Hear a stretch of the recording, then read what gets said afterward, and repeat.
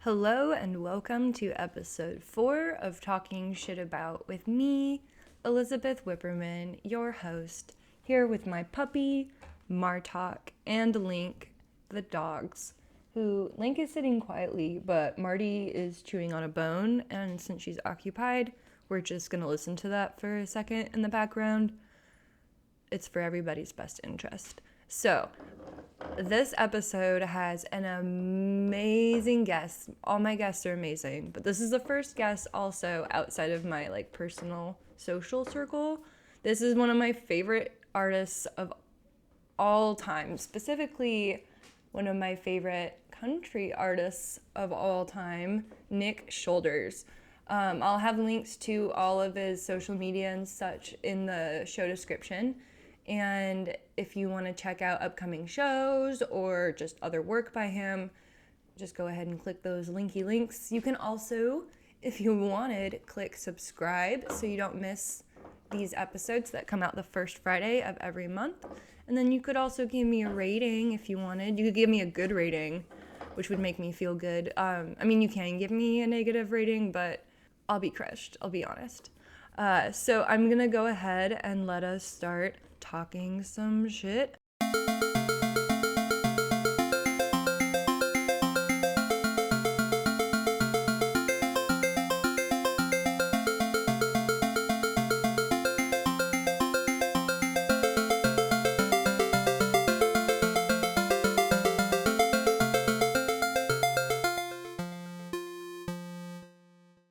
All right, so I am here today with country musician Nick Shoulders. Nick, how you doing? Not so bad. How are you? I'm doing well. Will you tell us a little bit about yourself, where you're from, and what you do? Sure. I am a weird, warbly grandpa music singer from the hills of Arkansas. I was born, raised, bred, and buttered here in these hills, and I draw weird cartoons and travel across the country singing sort of anti-oligarchy country music. Yeah, I was actually going to ask you who does your album artwork. So you do that? Oh yeah, yeah. I'm actually an art school dropout. I tried to do that right after high school, and I went to Denver and realized that that metro has more people than the whole state I'm from, and quickly didn't do so well out there. So I have a slight art education, but I'm mostly vernacular in music. My grandparents recorded gospel and country and stuff, and I grew up in the woods yelling. So I kind of ended up with more of an art pedigree than anything, to be perfectly frank. Yeah, I'm gonna do an episode about art school with a friend who went to whichever one is in Portland because she had such a terrible time. Oh, So it's the worst. yeah, no, from what I hear, it's not worth it. Uh, Yeah, not much going. I could go into sort of the environmental factors around it, but boy, yeah, talk about a way to just sort of extort people who don't have other ways to get to school. yeah, man, that is like a whole nother episode.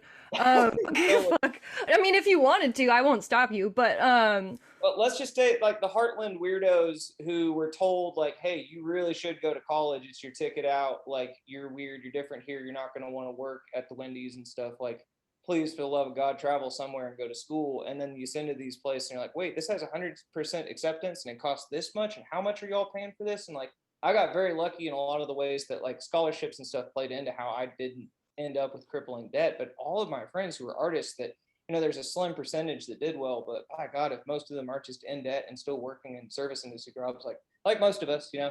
I consider myself in hospitality, so I totally get it, and I've made about 10 dozen buckets of ranch for ungrateful customers, so I totally get it. But like, yeah, the whole art school sell is a pretty raw deal. Did you go right after high school? Yeah, I graduated. Well, basically, I didn't I didn't do so hot in high school. I wasn't there a lot, and a very kind teacher, my very good art teacher, was like, "Look, if you want to go to school, and it kind of seems like that's what you're aiming towards, then this is what you need to do." And I went straight from a town of 45-ish thousand people to a metro of 2 million, and it, for lack of a better word, kicked my ass. I got arrested, my lung collapsed in the first year, and I was just like, "All right, can't do this no more." Shit. Yeah, Fuck, what a it's a dumb deal. yeah, what a way to like start adulthood. Um, Yeah, 19. And then, of course, the housing market collapsed. So the bank failed and my parents' business went under and they almost lost their house. And so, like, all this is going on in the background. It's just like, what am I doing out here? Like, what is this place with, like, yeah, yeah, you can get sushi in the grocery stores. It was new for me. yeah. And being kind of working class is one of your themes in your music, which is why I like it so much. And just kind of country music in general. Would you say that's kind of where it started? Sure. And I would even say that I think, as a caveat, I would always be very quick to point out that I'm sort of disgraced middle class. My parents were like, tried very hard to own a small business and do all the things right. And, they were inheritors of very modest generational wealth and still try to put it to good use. And despite all that, it all came crashing down around them. And I've always been financially in the same realm as anybody else I know that is having a hard time. So I would say that, like, I consider myself a working musician and have seen really both sides of the coin, from a childhood where I didn't want for much but didn't ask for anything, and then an adulthood that has required a lot of resourcefulness to stay afloat. And I think that that's really kind of the hallmark of our generation, is that we're very resourceful and we're very good at keeping afloat, and I admire that about us, but I also don't think it should be our reality. Mhm.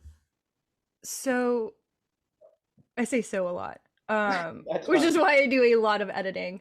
Um, when did you start making music?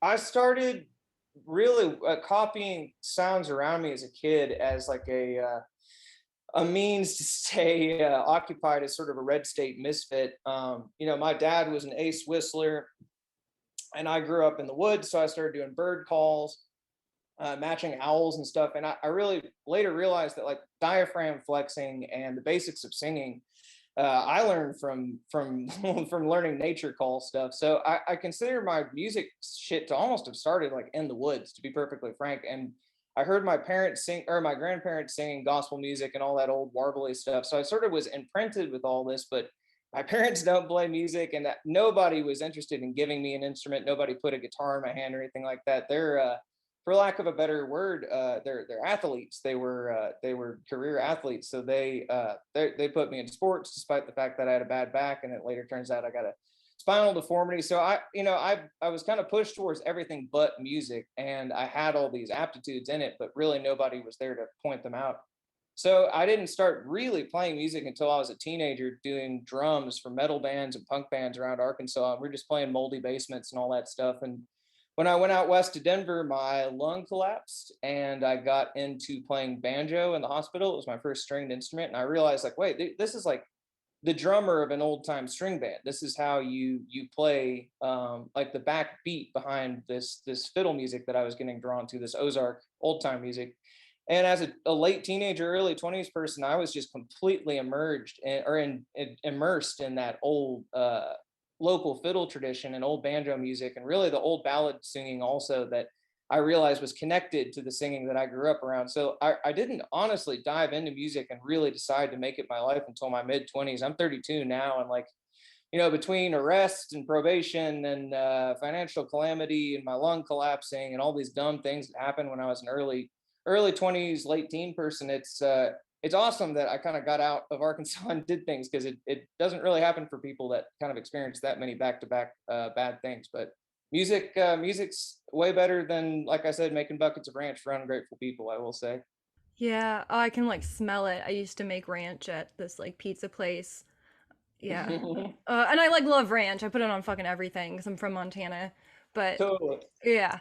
Well, Um, and it, as a further thing on just, like, country music being a working class genre, the days that, well, Hank Williams had a spinal deformity. He didn't pull plows. There's kind of a bizarre sort of attachment that we have created with the music that really stems from the 80s and on. But it's a hard times music, and hard times doesn't have to necessarily mean like you're clocking in the factory. Like, a lot of time, hard times happen in dish pits. Hard times happen parking cars. Hard times happen in high school classes that are teaching you the war of northern aggression and stuff. Like, there, you don't have to necessarily be crushed in the big machine of pulling a plow and digging ditches and riding your tractor to school. I think that's marketing, to be perfectly frank. And so, yeah, as much as I do think country music is a working person's genre and always has been, that because they're working, it just is incidentally that they suffer more. And I think that that's kind of like a hallmark of the music is suffering and not necessarily a class identity, though that is part of it. I like the hard times. I'm thinking of Dolly Parton now. Um, I guess yeah. What are some artists that like really inspire you in country and like sort of embody what you think is, I guess, hard times music? Right on. Yeah. Well, I mean, really and truly, I felt very alienated by country music when I was younger.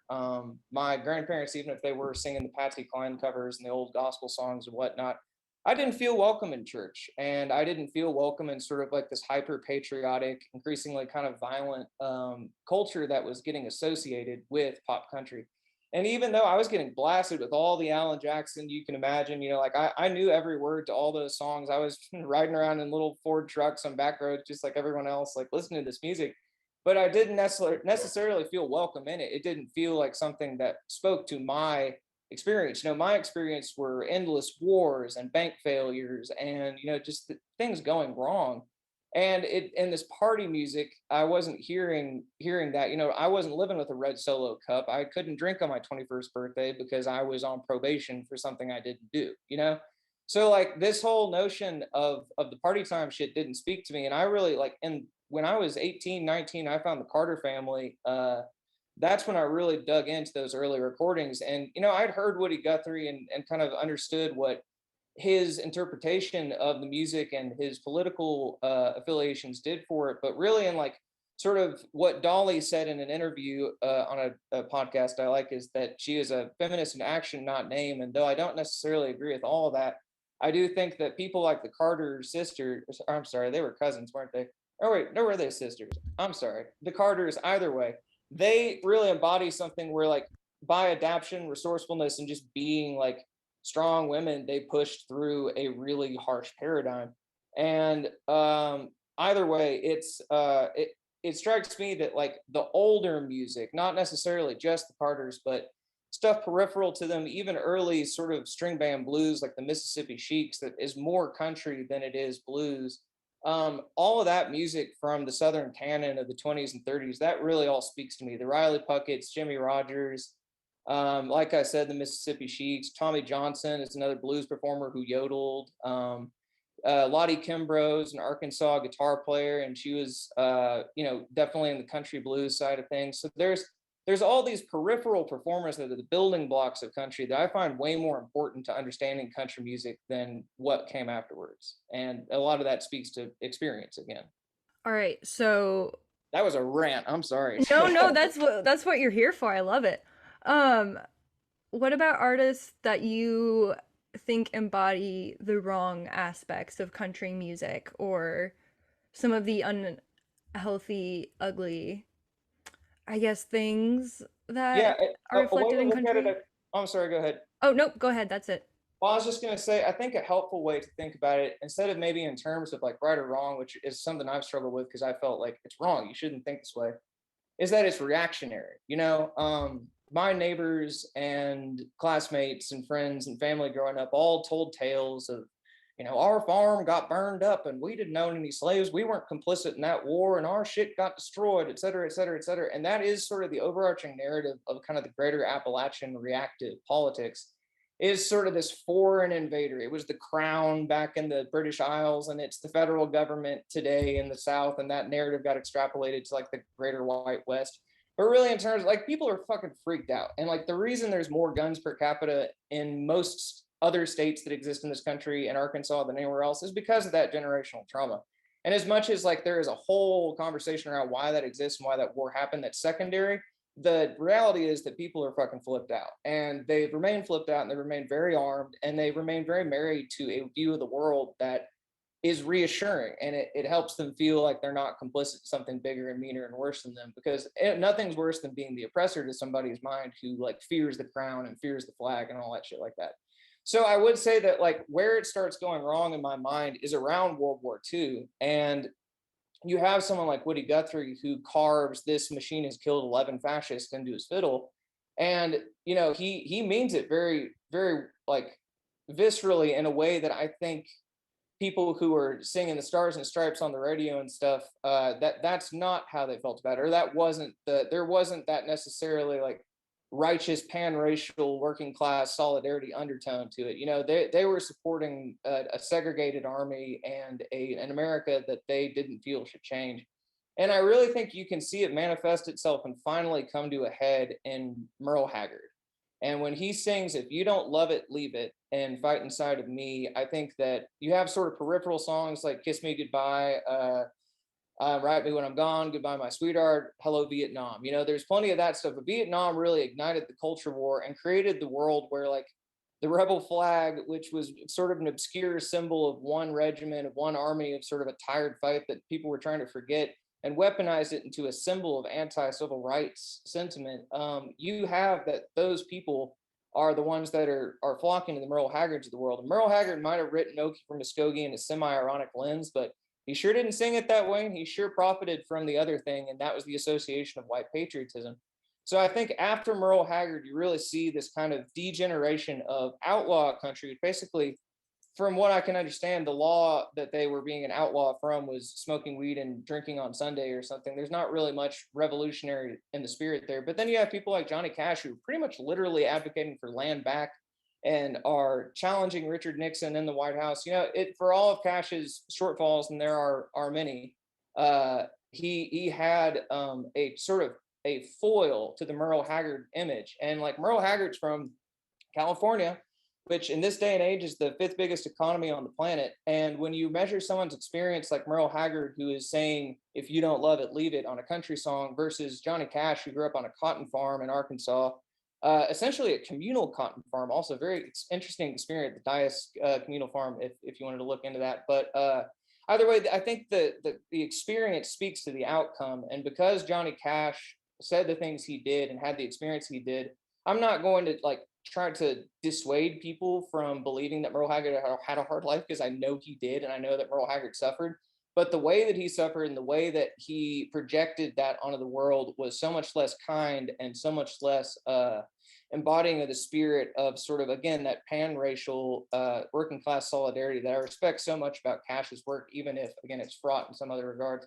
But all that to say is I see Merle Haggard as kind of the root of when this reactionary um, sort of politically charged version of country music existed, where suddenly it is no longer about us and them, as in us people who understand a certain lifestyle, and then them, everybody else, in sort of the homogenized, suburban, mechanized, urban world, versus us, white patriots, versus them, everybody else. And that's where sort of the godless liberalism that they are so challenged by and create such a sort of boogeyman in country music starts appearing in my mind, because I really can't find any concrete evidence of it before that, you know? Like Louis Armstrong and Jimmy Rogers recording music together sounds pretty wild compared to stories about George Jones getting drunk and writing KKK on Charlie Pride's car just to freak him out. I think I read an article once, or like saw a headline and then was gonna read it and then forgot to read it, of something about country music and its shift after 9/11. Ooh, Um that's a whole other one. Yeah. yeah, yeah. Do you have thoughts on that? Well, I was going to say, I think I got caught up in Vietnam because there is so much that is related to, you know, like how I pick apart my family's reaction to the civil rights movement and Vietnam and everything like that. That is tied into history of country music. But my lived experience, and I'm sure your lived experience, and a lot of the people listening, is, of course, watching country music shift after 9/11. And that, whoo, boy, I mean, okay, here's a little personal anecdote. You know, me in Arkansas, a second poorest state in the country by a lot of measures, and you know, not very populated. All these measures of like, wow, it's maybe a bad idea in a public school. But I sat in the back of the classroom in eighth grade, and it was not long after 9/11, and my two friends that sat in the back were Muslim, and they didn't stand up for the pledge. And I thought, well, fuck yeah, I really appreciate the reasoning on this. I see all what's going on. We invaded Iraq last year. Like, yes, I agree with this. I'm sitting down with them. And, you know, I got jumped for that.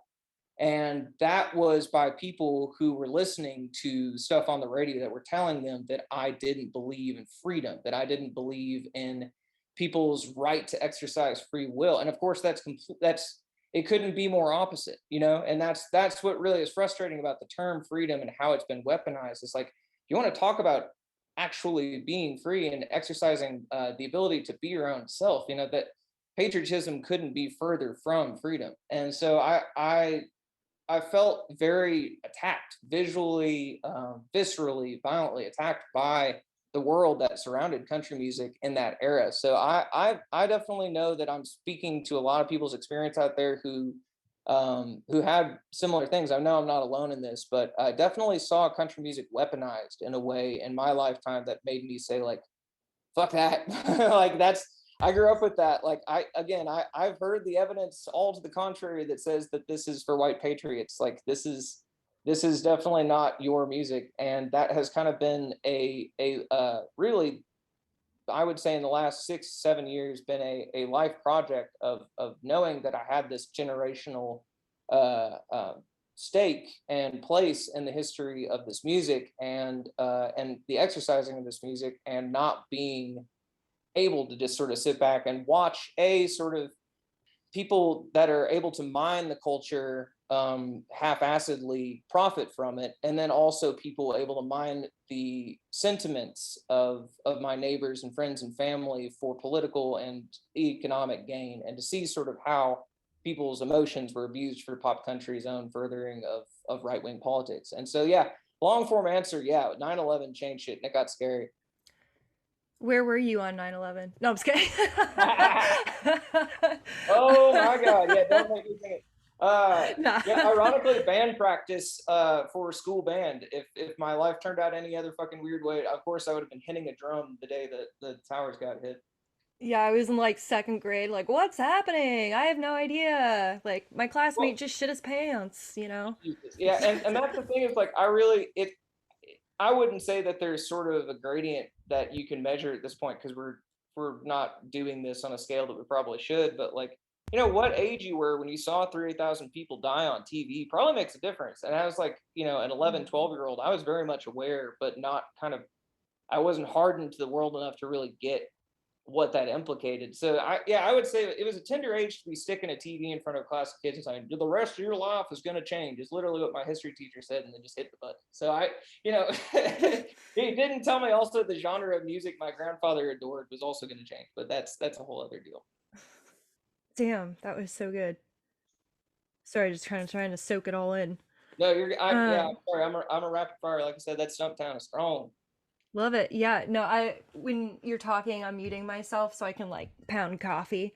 Um, are Fun there fact. any artists you see like presently that are sort of doing work similar to yours in that sort of working with those original country hard times ideals of solidarity? Do you see other artists doing that? Yeah, and I just gotta say, I'm really lucky to be kind of rooted in both this New Orleans, as I maybe unsolicitedly named un-Americana scene of all these very, very densely populated folks, and also the folks in Arkansas who are, again, like me, rooted in the genre or the place in one way or another, and are willing to wade back into it and kind of like piece apart what's worth keeping. So I will say I made a playlist that's got a ton of the New Orleans folks on it, and it's just called Un-Americana Country-ish Music from New Orleans. And a lot of the folks on there, Chris Acker, Sabine McCullough, Duff Thompson, Sam Doors and the Deslons, Esther Rose, the Lost Deans. There's just so many folks on there who just by existing and playing the music they do and the way that they do are kind of offering a foil to Nashville. And I don't want to like pull my sword out to Nashville and like stick it in Nashville's face and say like, fuck you, wake up.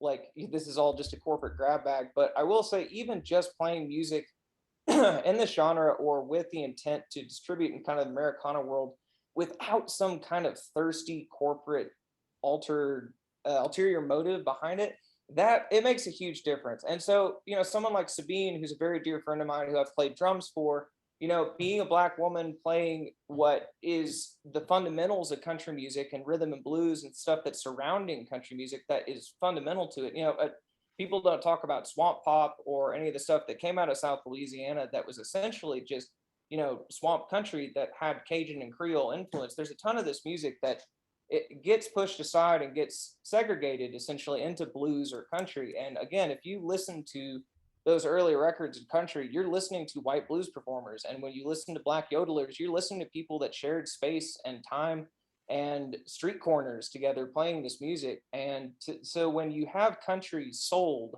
as country music, you're taking it outside of the context of where it came from. And where it came from was very diverse. And that's always where I come back to. Is like, if country music is just for people from the country, why are there all the fake Southern accents? And you can't divorce the fact that a lot of the formative aspects of this music, what we call country music, is from a very specific place. And people from the country in the South aren't all white. So this whole cowboys around the campfire, like, image of country music as being the sort of like prairie homespun, quilters background is really kind of farcical, and it comes from Hollywood. It's an aspect of that. But a lot of performers are really seeking to exist outside of that. And Willie Carlisle and Dylan Earl from up here are both outspoken performers who are doing the same thing, and they're neighbors, and I consider them family of mine. And like, God, I could really just go down the list. But there's Tyler Childress is out there making a record that is a diverse cast of players that are doing Southern string music as played in that sort of diverse cast and directly challenging history. And I really like, I would say that a lot of people have been outspoken for years and have been sort of on the underside of things without any reward, and in fact at a lot of personal risk, before Dolly and before Tyler came out and were public about this. But like, when I was picking up steam on the internet last year, I had like 1,300 followers on Instagram, and was just saying what I've always been saying.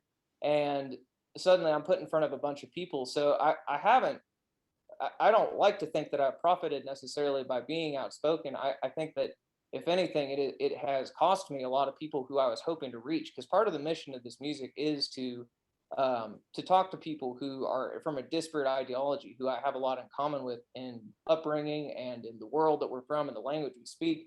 And I see them being abused by media and by people who they trust.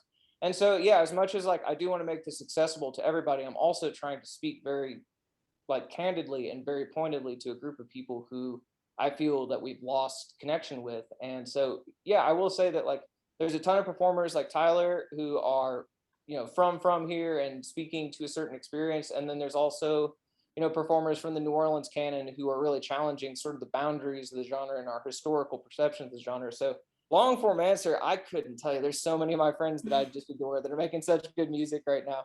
And I would just say start diving in. That there's everything from what I just mentioned to like my friend Pink Williams on TikTok, who's just making like the most raunchy out there, like completely Memphis brazen stuff you could possibly imagine, that's like anti-racist and anti-authoritarian, and it's all based in his love of country music. So I mean, there's just so much out there, and I couldn't narrow it down to just that playlist. But I will say, if you want to start somewhere, that does exist.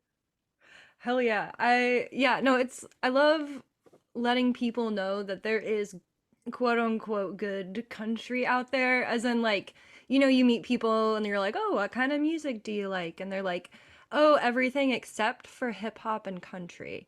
And I'm like you're not going to like an entire genre of music like at all.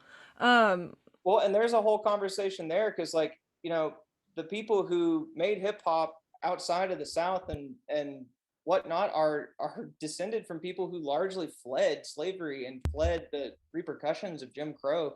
And so to say that like I like everything but country and rap really kind of speaks to like you don't like a certain geographic origin, which maybe means you don't like poverty or something. It's really hard for me to parse that apart without having some grim applications to that notion. Because trust me, a lot of well-meaning people have said that, but that has come up so much recently where I'm talking to people at shows or afterwards, and like they'll say like I'm glad to see these folks here, but like I feel like some of them would have put I don't like rap, metal, and country in their profile, and at least we have them around now. But like yeah, that association, like what do country and rap have in common? Well, according to algorithms, they repeat the least amount of words, and they happen to have a geographic origin and really harsh history of colonization and enslavement surrounding them. So like people saying y'all on the West Coast is largely due to Southern displacement and tragedy. And I think that that like I'm glad to know that it's getting adopted and that people are like sick. Y'all's gender neutral. I'm glad people are using it. I'm so fucking into that. But it still has these sort of like these moments from like we really could have used you in 2004 when you were laughing at Bill Maher. You know, it's like it feels we were largely cast in a type of way, and I think that's part of why we have the alt right, and a part of why we have Trumpism is that reaction to feeling alienated and feeling made to look stupid and to look unworthy. And I think that's a really unfortunate, terrible reaction, obviously, and not to be justified, but like a lot of people went the wrong direction because they were having a very bad day, not because they made a willful choice towards malicious political alliances, you know. Mm. Sorry, I gotta. That's some big picture shit. Sorry. No, no, you're good. I was just holding back a burp because I wasn't muted. Um, just chugged a bunch of coffee. No, totally fair. Do you? I know. So the first album of yours I listened to is "Okay Crawdad," and you've got "Bound and Determined" on there, which I think is there's some good lyrics in there about if your country, do you care about your land? Do you care about the air? But I'm curious if you have still listeners who maybe I'm trying to think of the right words, maybe like lean more right than like your lyrics might suggest one would. Yes, and it is, like I mentioned, kind of part of the mission to, I would hate to use the term Trojan horse in the sense that I'm trying to dupe somebody, but it is presenting a familiar media form to somebody and then having them enter that and trust it and then have their assertions really challenged. And often, I wouldn't say that often, I will kind of be panning an audience in a town wherever we are, and I'll spot just by various sort of aesthetic markers people who I suspect maybe have just heard Snakes and Waterfalls on YouTube, and we're like, cool, we'll go see that guy. And now they're in the room hearing me say that I hate governments founded by rich people, and as such, the Confederacy is the worst thing that ever fucking happened to Arkansas. And so when you get that opportunity to really not cast like a us and them thing, but like, hey, we're all in the same room and here is a point of view you're not going to get anywhere else. Because trust me, up these back hollers where I'm from, there's no public radio station. There's no point of view to challenge what people are leaning towards and what they're hearing and the very digestible and available media that's there for them.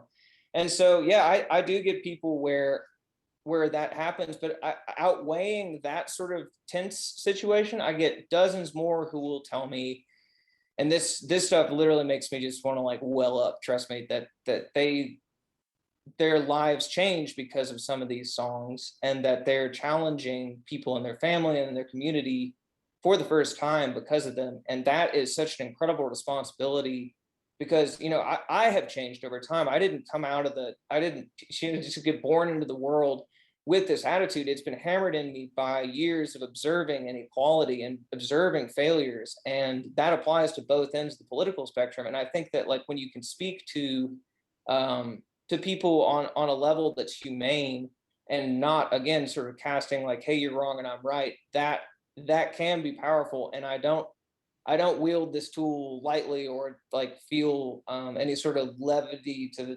the thing that isn't very real. Like I really do feel like this music is a mission to me and it's not just yodels. And so when people express those sorts of things to me, it's very, very important. And again, exposing people to this sort of thing is very, very important. And maybe most frustratingly, and maybe most importantly, at the end of the day, some people will listen to OK Crawdad, skip track 9 and the last song, and they will be perfectly content to ignore that and remain with their political opinions still formed and unchallenged. And it's an entertainment form at the end of the day. I am not an organizer. I'm not a born activist. I'm not a lifetime politically oriented person trying to change hearts and minds because it's my like God-given mission. I feel indebted to people who are owed more than the political reality they're faced with. And so yeah, the outspokenness, even if it can put me in situations where I'm like, I know this dude wants to hit me in the stomach, but he's still gonna like ask for a picture with me. Like I don't that's a lot of responsibility. So to answer your question, yeah, I get put in front of people who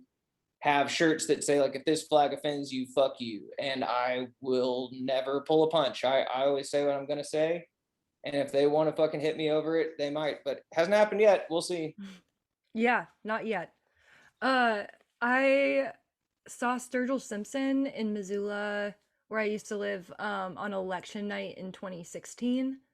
And Missoula is kind of like the blue dot in a red state. And so, yeah, we're at this country show in this huge venue, and it's just totally packed. It was sold out. And there is this tension, and because yeah, you're just like, oh, because we had all the like the lefty, punk buddies who are like just happened to be into Sturgill Simpson. Um, and yeah, just everybody who had come from out of town to see him. And God bless him, he's up there and he goes, "We're not gonna talk about anything. I'm literally just gonna play music." And that's all he did was just like, he just go off in these like amazing riffs and just, yeah, it was just hours of like nonstop music and it was fantastic. And then afterwards, everybody went to the bars and, watched the results, which was its own episode, I'm sure. But yeah, it was nice to have just because he could have taken a moment to be like, fuck Trump or whatever and escalate the situation. But sometimes you don't need to do that. You can just exist. Right. And Yeah. that's the thing.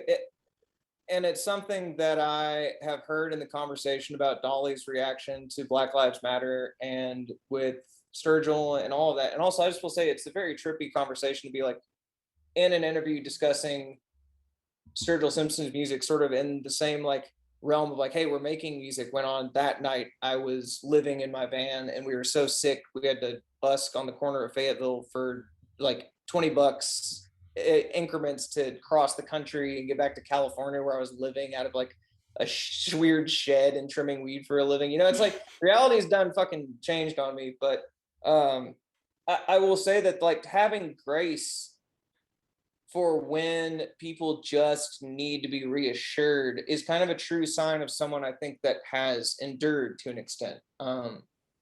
Because like it's very easy to sort of demand of your audience at all times like this threshold of attentiveness and whatnot. But like as much as I say I don't pull any punches for the guys and the this shirt offends you, fuck you thing or whatever, I do. I'm a company man, and my company is getting people to be together who don't normally get to be in the same room. And I will speak to a room to a certain extent. Like if there's a night where it would put me in a certain amount of in danger, maybe I won't play Bound and Determined, but I will say everything around it, and I will speak the sort of like tenets of what being anti-authority and being anti-racist, anti-oligarchical, like what makes up those things around sort of the central issue that those people can all agree with. And that's really, I think, the problem here is that a lot of these folks who maybe are hardcore against this sort of general political world that I lean towards, I see how they live. I see these like leaky roofed mountain shacks. I see these fucked up trailers. Like no, again, nobody's making these decisions from like a place of security and goodwill. Like they're frightened and they're being offered some very troublesome, easy answers to a complicated world. And so, yeah, I have a lot of grace for these people. I have a lot of understanding for where they're coming from. And so there are nights where if I were Sturgill, I don't know. I think I would have said something, but I don't know what it would be. And I can't possibly put myself in that place because that's way more people than I've ever played for or maybe ever will. But like that just knowing that he acknowledged the reality as being kind of grim for everybody there, enough so that he was like, hey, this would fuck us all up if I took a stance right now. We're all tense. We're all having a hard time. I'm just playing music. I see that, and I think that's kind of rad. Even though parts of me are screaming one way or the other like that, I see the value in that, and I totally get it. Yeah, it's like finding the line between, yeah, taking a stand and action versus, yeah, I don't know, just no, yeah, I guess just knowing when it's appropriate. And Like, do you want them around? Like, is the point of your activism to garner change in people, include more, or is it to get them packing and to like assert yourself? Like, mhm. are you centered in it, or is it about them? And that is a push and pull that nobody is like purely centered in. There are aspects I'm sure I could like parse apart about messaging or things I've done where I'm like, well, fuck, that wasn't about who I was trying to reach, etc. But like, really and truly, I think a lot of people who can afford not to have to look somebody in the eye and shake their hand who they don't agree with tend to be the most consistently outspoken. And maybe that's a little bit of my experience, but I would like to think there's another side where people who are kind of overexposed have to say something by compulsion. And I just know that I'm not alone in that. And that's very like comforting. Yeah, that is one of the reasons why I'm excited we're having this conversation. And you had that thread that spoke to me shortly after the insurrection, to, and I hate using platitudes and bridging the gap, but like if I was going to use an example of what that looks like, that's what that was. And yeah, I grew up in a very Republican family. We grew up in Montana, and there's like a photo of me in the public newspaper, no, public newspaper, the local newspaper. And I was in like first grade at the time, and I'm like holding up an American flag, and it's like radical young Republican, blah blah blah. And then there's a photo of me like meeting George Bush, and it's fucking hilarious. I have it hanging up That's amazing. on my bathroom door. Yeah. And but I think like you, I always felt kind of something just didn't feel right in the things that, like, I'm being told to be nice and, you don't hurt others. But then some of the things I was seeing in my family and from, their beliefs were hurting people, or, being racist, which is something I, was like, probably shouldn't do that. um, but I also had the benefit of living overseas and getting all these experiences. So having to see both sides is, I don't know, it's been really helpful. But yeah, it is also a hindrance too, because it's like, okay, sometimes I do need to draw the line and be like, no, this is not okay. Right. Yeah, so that can definitely be a challenge. Well, and I think what you're saying in or what I'm hearing at least, and what sticking out to me is the part about like leaving and being exposed to information on really both fronts is a privilege. Mm-hmm. As much as economics, geography, race, class, all those things figure into dynamics of privilege, one that I don't see talked about and really is salient for me and a lot of people who grew up in, for lack of a better word, shithole towns, is wanting to see the idea that, like, again, if you're up a certain holler, you don't get that public radio station. Like, access to information and people's political allegiances are completely based on the information they're making decisions based on bad information, on bad intel.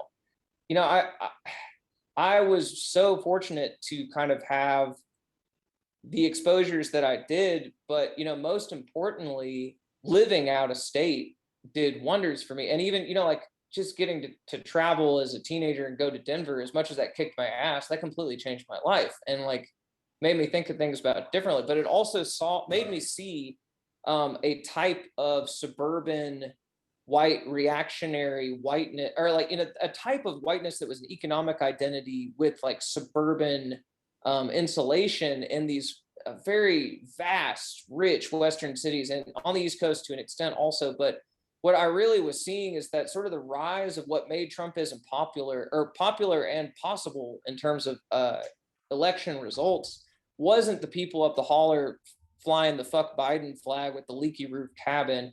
It was coming from these places where they were experiencing the very acute failures of liberal governments, and of these left-leaning neoliberal capitalist state governments and assemblies that were really failing badly, and where it was the veneer of leftism to accomplish elective means, but while really just providing similar corporate protectionism that you would find in red state interior places. So I see and was not able to comprehend why people could be so angry until you could go to a place like rural Oregon that's on fire and be like, oh yeah, your lives suck, and you have Portland to compare to. Maybe if I was in this vacuum of information, if I were fed the things you're fed, not to quote my own fucking song, but like if I had that as my only foil to my experience, I could see myself being guided towards this. I understand where you're coming from. So like I think that the traveling speaks to both ends of things. Like if you are someone from the Bay Area who's really only experienced the failures of liberal government and is nothing but critical of sort of party politics on that end, it's really hard to kind of see eye to eye with somebody, for example, who is perhaps from native reservation land, who's completely failed by all aspects of the state and really like believes strongly in like statist communism or something. So like there are all these fraction lines within or friction lines and just riffs on what is collectively we're calling the left that I find bridgeable, but I wouldn't have known about until I traveled. And I think that that's true of so many people. Mm-hmm. Yeah, and I think people like to believe that or say that, oh, it's the age of the internet, so everyone has access to this information, and so therefore, everyone should quote unquote know better than to believe XYZ. But we know that there's like algorithms, and when you are on social media, you're stuck in those echo chambers. So even still, people in rural areas, they still aren't necessarily as connected as we think they are. They're Um, very yeah, and I will say there's a podcast episode out there, and I'm not going to be able to remember the name of it, but it was fascinating that somebody just liked pretty much everything they were given on Facebook as an experiment. They're just like, what's the algorithm going to do if I just kind of like everything arbitrarily, like a granny would do? mhm. And it guided this person almost immediately into hardcore right wing propaganda, and they're like, whoa, what the fuck? Let's try this again. And so they like repeated this experiment over and over again, trying to like make it make sense of why is the algorithm just pushing me straight to the right if I sort of arbitrarily use the information on this platform. And it's because there's a whole suite of human emotions that are going into these algorithms that we don't understand, that are being fed back to us. And fear is a potent emotion, and I think like you and a lot of people, we thought democratizing information was going to change the world for the better. And I still do think that that is like the long-term trend of the internet and of having this sort of access. But in the near term, it turns out that pretty much anyone who believes anything can find someone out there telling them they're right. And that sort of level of scaled up confirmation bias is causing the fall of representative democracy globally. And I don't know how else to put it. Like that's just what's happening. And I think it was someone I heard in an article quoted as like, yeah, we had Facebook in the Philippines for 2 years and almost caused the collapse of our government. And it's happened everywhere. And I really can't say enough how much I think that like the sort of Ivy League dorm teenage boy mentality that went into structuring Facebook was obviously not meant for world stage geopolitical interactions, and we're just reaping the consequences of that shit forever. I'm gonna get off in the weeds on Facebook. Fucking Facebook. God, yeah, just the algorithm thing is horrifying. I was Absolutely. just had this like 50-yard stare while you were talking about it, just thinking of all the terrible things my grandpa's like shared on Facebook. I have it set so he can't see anything I post anymore. Not my cool grandpa, my cool grandpa can. Yeah, Jesus. That is really interesting. Well, it happened to me Oof. just as a personal anecdote. This doesn't have to make it necessarily on the show, but it is interesting. I signed up for TikTok to do the whole thing, and I put some like turkey calls and banjo things on there and whatnot. And I got a quick quick pickup on following, as I was kind of hoping. Like I think anybody who's in music who's not of TikTok generation who's like wading into it is going to do.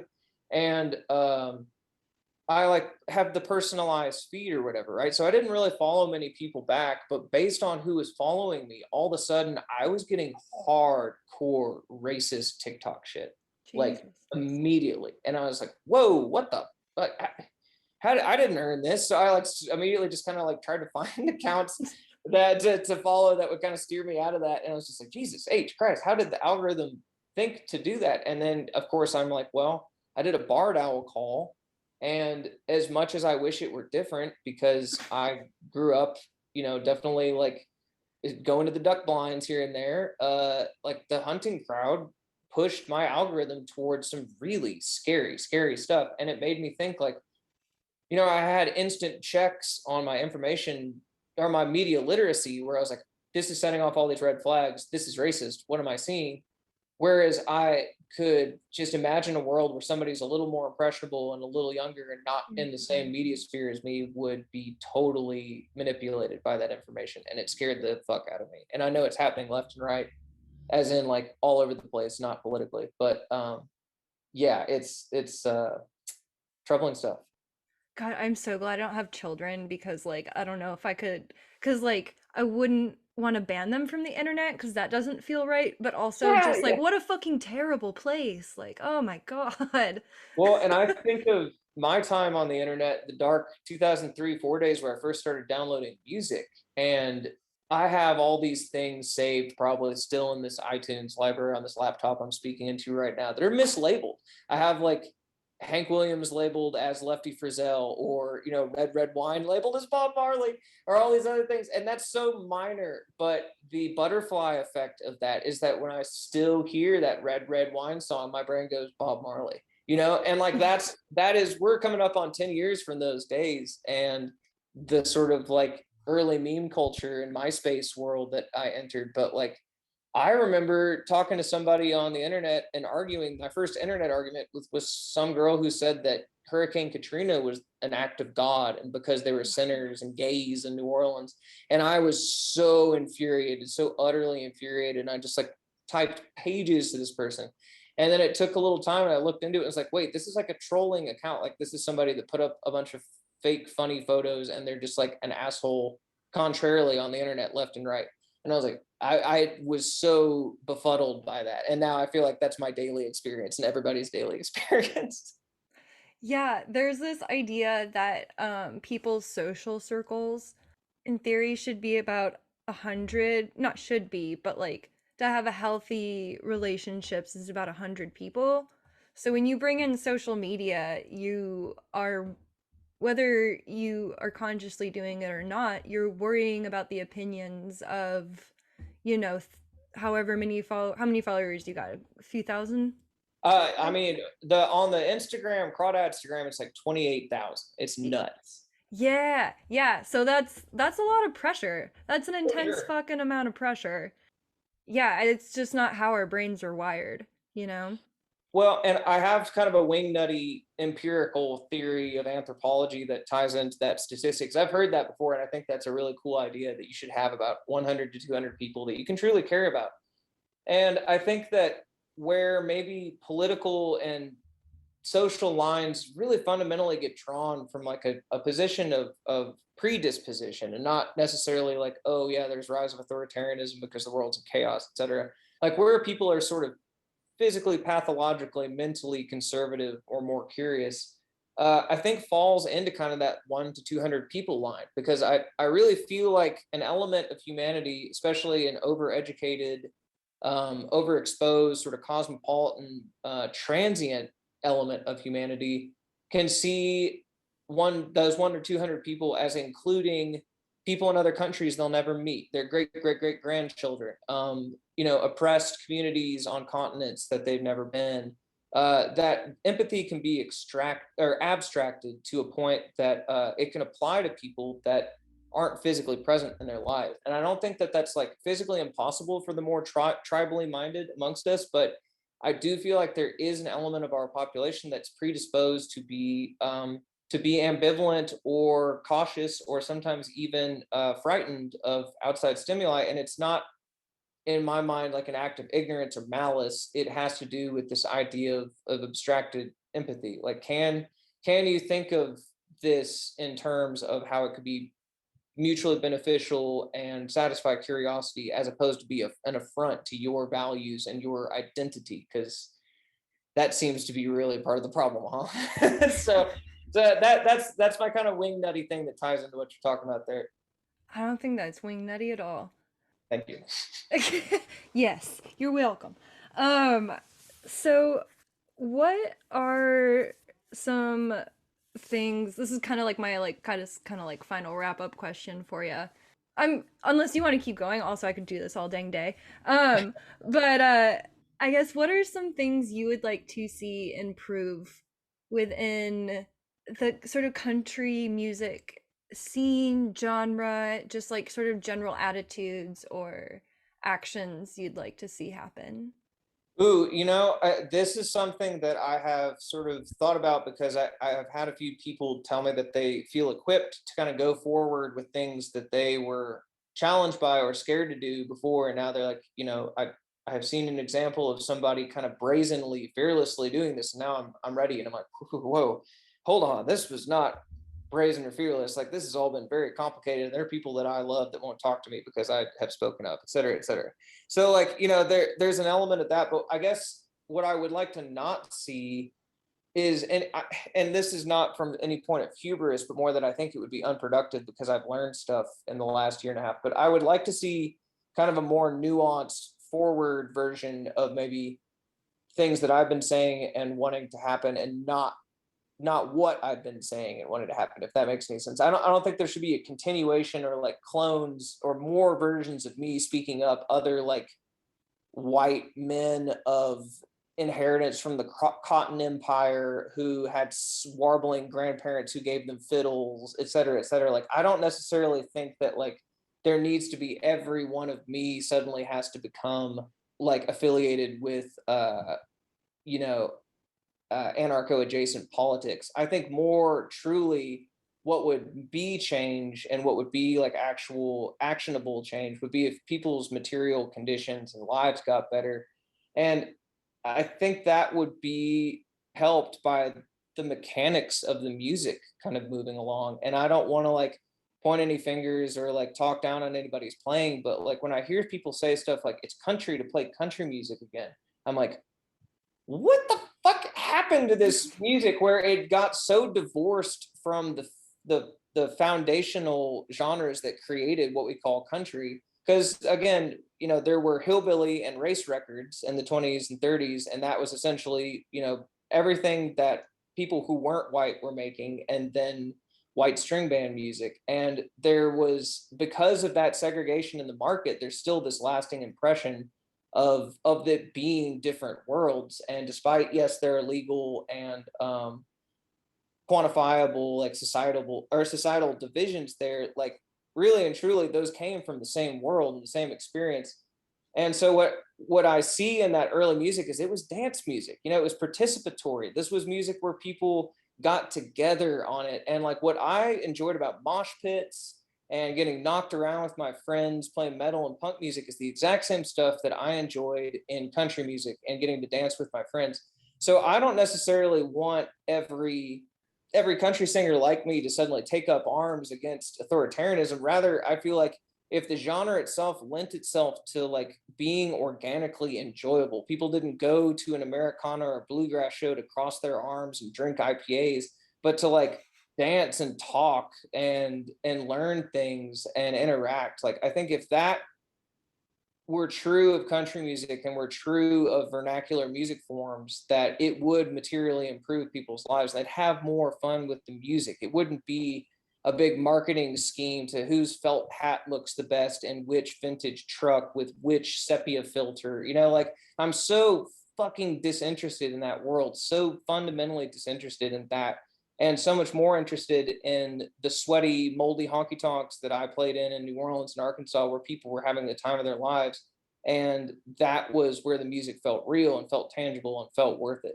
So, if anything, I'd like to see country music get shit together by being just fun. And I'm not talking about like we drive down the road like no problems fun. I'm talking like I can't even nail it down. I think I've said about as much as I can in that without getting mean. But yeah, I really wish that there were ways to make people's interactions with the music more enjoyable, because I think that would make it more accessible, more than just being like, hey, we don't like cops or whatever. Like that's fine. I agree, but like that's not going to bring people to the table. What's going to bring people to the table is if you're having a good time, you know?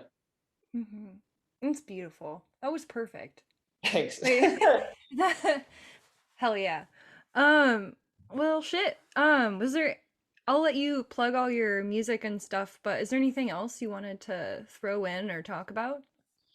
Well, more just that I mentioned a lot of this stuff in an article that I wrote for In These Times called "Fake Twang: How White Conservatism Stole Country Music," and I have a my only web graphic I've ever put together, which I drew also, which is on my Instagram and Facebook, and it's just called "Why Country Music Deserves a Social Conscience." And they are both what I would consider dated after having kind of experienced more of a collapsing world and trying to sing generationally inspired vernacular country music. But I will say I'm still proud of a lot of the content in there, and my fundamental views haven't changed. So if you want to check those out, it's definitely something worth plugging on my end, I guess. I will have links to everything in the show description. What? So you're on Facebook, or are you Facebook, Instagram?